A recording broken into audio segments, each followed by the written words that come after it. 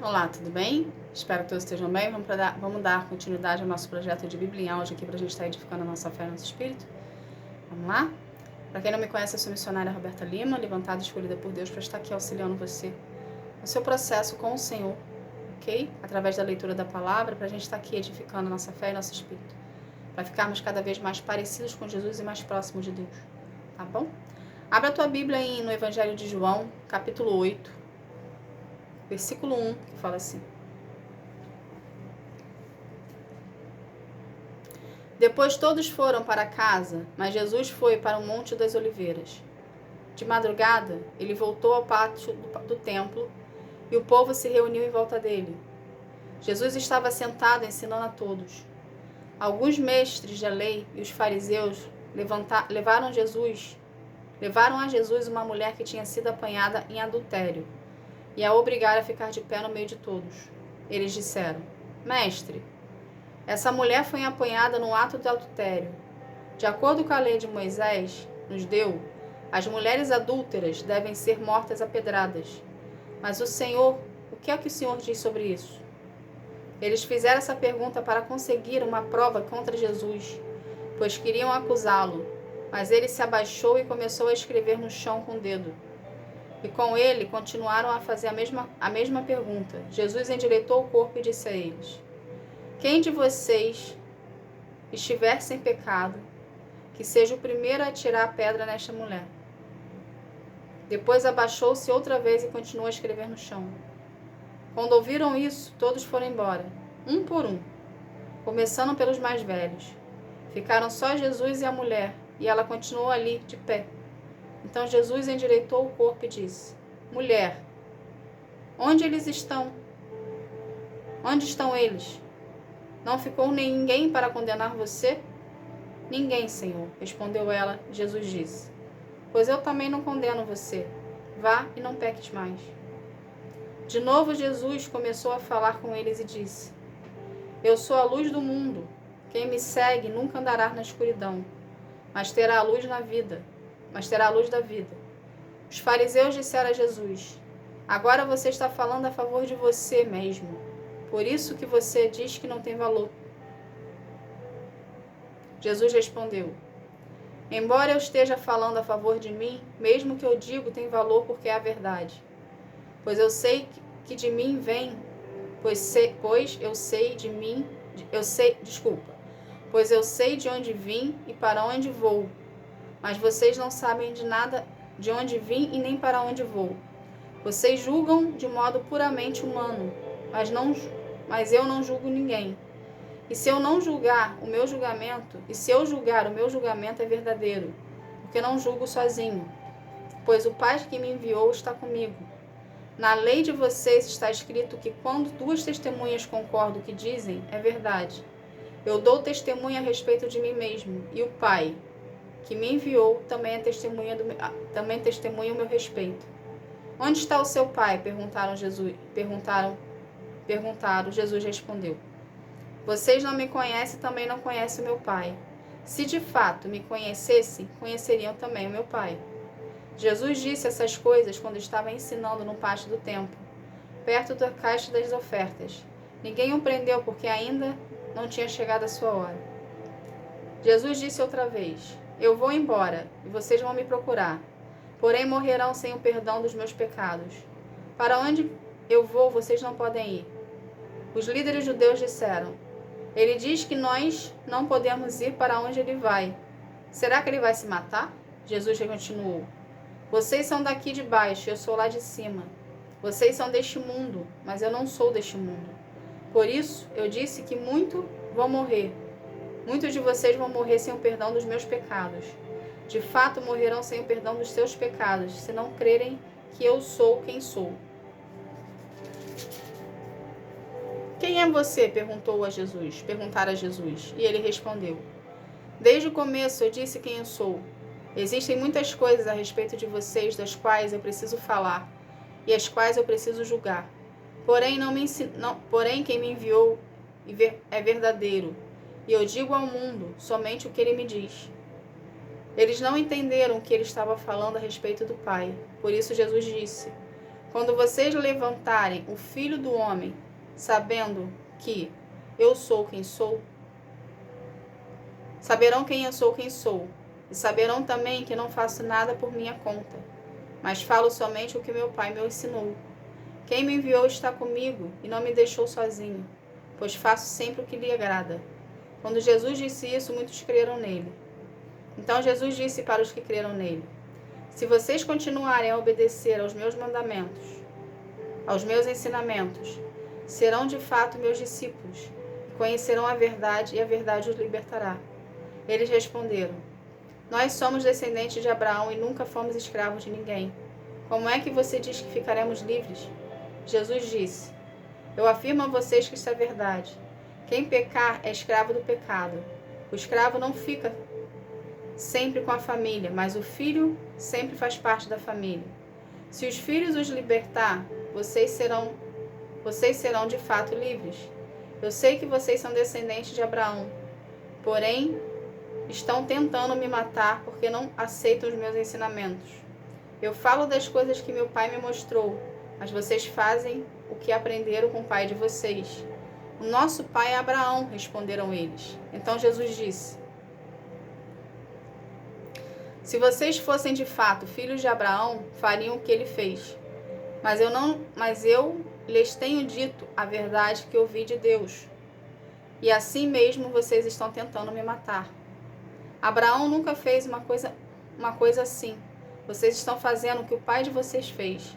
E eles responderam: nós não somos filhos ilegítimos, nós temos um pai que é Deus. Jesus disse a eles: se Deus fosse de fato o pai de vocês, então vocês me amariam, pois eu vim de Deus e agora estou aqui. Eu não vim por conta própria, mas foi Deus que me enviou. Por que é que vocês não entendem o que eu digo? É porque não querem ouvir a minha mensagem. Vocês são filhos do diabo e querem fazer com que o pai de vocês quer. Desde a criação do mundo, ele foi assassinado e nunca esteve do lado da vontade, porque nele não existe verdade. Quando o diabo mente, está apenas fazendo o que é o seu costume, pois é mentiroso e o pai de todas as mentiras. Mas quando eu digo a verdade, vocês não creem em mim. Qual de vocês pode provar que eu tenho algum pecado? Se digo a verdade, por que não creem em mim? A pessoa que é de Deus escuta a palavra de Deus. Vocês não escutam a palavra de Deus, porque vocês não sabem dele, porque vocês não são dele. E eles disseram a Jesus: por acaso não temos razão quando dissemos que você é samaritano e está dominado por um demônio? Jesus respondeu: eu não estou dominado por nenhum demônio. Respeito meu Pai, mas vocês me desrespeitam. Não procuro conseguir elogios para mim mesmo, mas existe alguém que procura consegui-los para mim, e ele é o juiz. Eu afirmo a vocês que isso é verdade. Quem obedecer os meus ensinamentos não morrerão nunca. Então eles disseram: agora temos a certeza que você está dominado por um demônio. Abraão e todos os profetas morreram, mas você diz: quem obedecer os meus ensinamentos não morrerá nunca. Será que você é mais importante do que Abraão, nosso pai que morreu? Será que os profetas também morreram? Quem você pensa que é? Ele respondeu: se eu elogiasse a mim mesmo, os meus elogios não valeriam nada. Quem me elogia é o meu Pai, o mesmo que vocês dizem que é Deus de vocês. Vocês nunca obedeceram a Deus, mas eu o conheço. Se eu disser que não o conheço, serei mentiroso como vocês. Mas eu conheço e obedeço a ele, ao que ele manda. Abraão, pai de vocês, ficou alegre ao ver o tempo da minha vinda. Ele viu esse tempo e ficou feliz. Vocês não têm nem 50 anos e viu Abraão? Responderam eles. Eu afirmo a vocês que isto é verdade. Antes de Abraão nascer, eu sou, respondeu Jesus. Então eles pegaram pedras para atirar em Jesus, mas ele se escondeu e saiu do pátio do templo. Somente até aqui. O que a gente consegue entender aqui do capítulo 8 de João? Que o povo estava na razão, ou seja, para a gente poder entender quem é Deus na nossa vida, quem é Jesus, quem é o Espírito Santo, a gente precisa sair da caixinha, abrir a nossa mente e querer ter o entendimento para poder entender o que a Bíblia fala. Ou seja, a gente precisa desenvolver um relacionamento com Deus sem as crenças limitantes, sem achismo, sem racionalidade, e permitir ser tratado e permitir ter entendimento da palavra para conosco. O que isso quer dizer de fato? O povo aqui não estava conseguindo enxergar que eles estavam falando com Jesus, porque eles estavam nas razões deles. Eles diziam acreditar em Deus, mas eles não se permitiam vivenciar Deus. Eles se diziam ser povo de Abraão, mas eles não conseguiam agir como Abraão. Porque a racionalidade estava com eles. Eles estavam querendo botar uma lógica na situação, uma razão na situação, para trazer à existência algo que estava na frente deles, que era Jesus. Eles estavam esperando pela vinda do Messias, mas Jesus estava na frente deles. E eles não conseguiam enxergar isso. Por falta de relacionamento, por falta de fé, por viver na religiosidade. Na sua vida não é diferente. Deus está gritando todos os dias para você, mostrando que Ele está contigo, trazendo sinais para a sua vida. Dizendo, estou aqui, meu filho, estou aqui, minha filha. Venha até mim, me traga os seus problemas, me traga os seus fardos, conta para mim a sua história, desenvolva comigo um relacionamento. E você não está se permitindo enxergar isso, porque você quer ter o entendimento de tudo.